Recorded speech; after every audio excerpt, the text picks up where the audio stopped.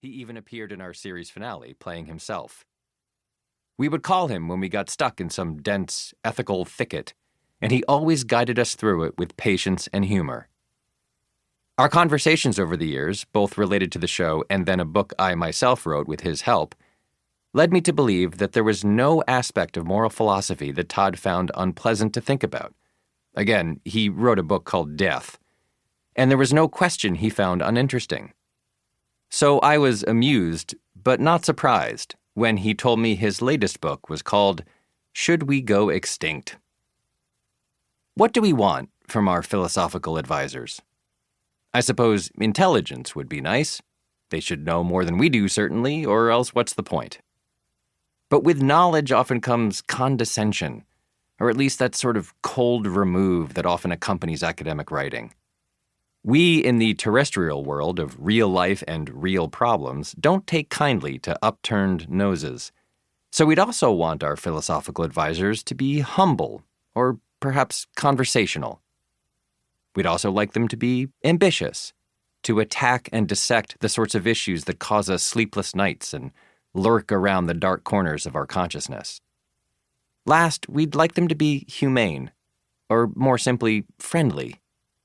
That's not an adjective often applied to academic philosophers, but if we're signing up for pedagogy, it would be nice if we felt our teacher were on our side, rooting for us, invested in the outcomes at which we arrive, and adept at illuminating the paths we take along the way. All of this is why Todd was the perfect advisor for us and is the ideal person to write this particular book. There aren't many questions bigger than should we, exist. Answering yes we should seems facile and ignores our undeniably horrifying impact on the planet. Answering no we shouldn't is, kind of bleak. And regardless of the answer, a question like this in the wrong hands could be unpleasant to merely contemplate. We might be subjected to a steely Kantian, searching for some maxim we can follow and ignoring the issue's emotional component. Or worse, we may suffer at the hands of a cold utilitarian, lost in the calculus of the question, or some other pedagogical technician making arguments so intricate and theoretical that the very guts of the question at hand are buried under an avalanche of blather. But Todd, whom I know to be a humble, conversational, ambitious, and deeply human thinker, both takes the question seriously and walks us patiently through the arguments for and against. It helps that he's quite funny. Chapter 1 ends with this sentence, quote, "And with that, let's dig into the question of whether humanity should continue," end quote, which made me genuinely laugh, and trust me, he meant it to.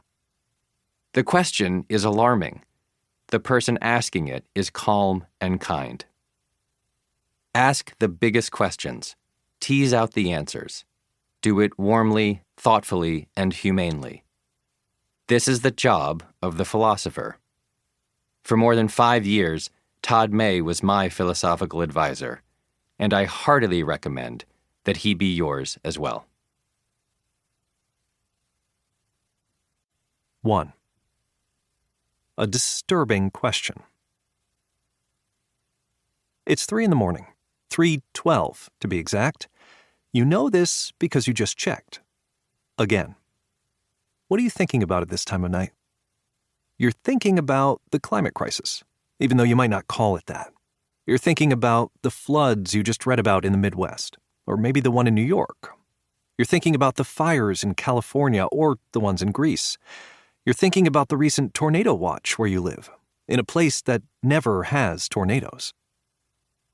Your mind turns to the war in Ukraine and to Vladimir Putin, who's threatening to use nuclear weapons on the Ukrainian people, not to mention his underling Dmitry Medvedev, who's out there threatening to nuke everyone. Will that happen? Should you prepare?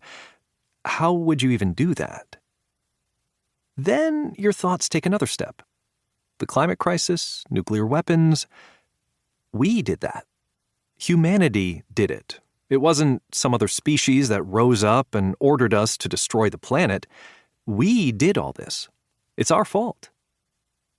If the animals of the planet, concerned for the collapse of their environment and the possibility of nuclear annihilation, were able to have a convention...